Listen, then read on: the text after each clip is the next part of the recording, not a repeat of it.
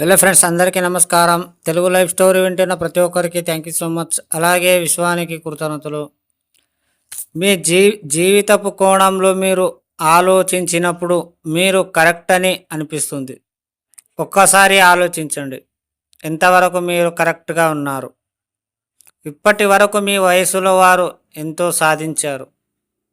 మీరు ఏమి సాధించారు? వారితో పోల్చుకున్నప్పుడు మీరు ఏది సాధించినది ఏమీ లేదు.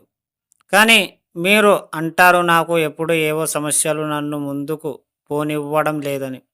మరి వారికి అదృష్టం తోడుందని మీరు అతనిలో అదృష్టాన్ని చూస్తున్నారు. అదృష్టాన్ని నమ్ముకొని పైకి రాలేదు, కేవలం తనను తాను నమ్ముకొని పైకొచ్చాడు. ఎస్, మీకు నమ్మకం లేనప్పుడే మీరు ఇలా నిరాశించిపోతారు.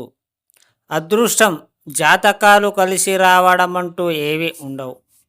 మన ఆలోచనల్లో మార్పు రావాలి.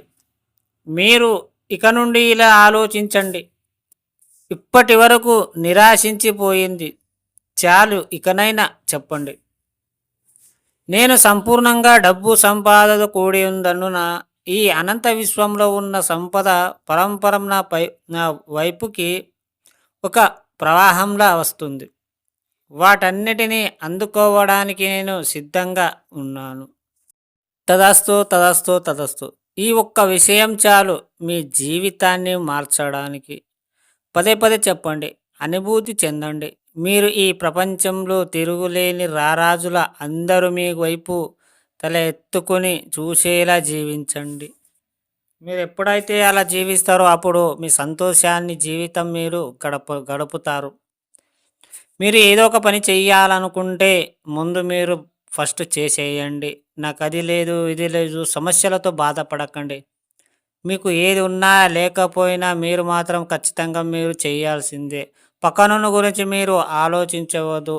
వాడికి అదృష్టం బాగుంది, వానికి అది బాగుంది కాదు. ప్రతి ఒక్కరు కష్టపడి పైకొస్తారు. మీరు కూడా అదే విధంగా చేయండి.